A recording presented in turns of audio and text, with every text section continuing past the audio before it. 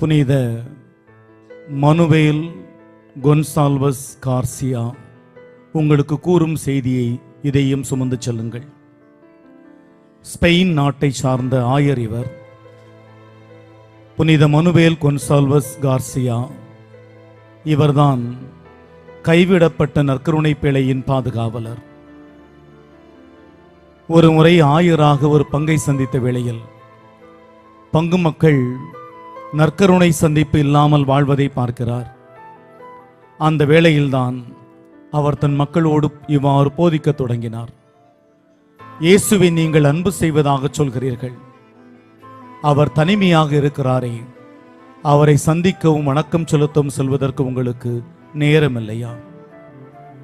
இயேசுவை மிக மிக நேசிக்கிறோம் என்று சொல்கிறீர்களே, அந்த இயேசு ஆலயத்திலே தனியாக அல்லவா கைவிடப்பட்ட நிலையில் நற்கருணையில் இருக்கிறார். அவரை சந்திக்க செல்வதற்கு உங்களுக்கு நேரம் இல்லையா? ஒரு நாளில் எத்தனை முறை நீங்கள் இயேசுவை சந்தித்தீர்கள்?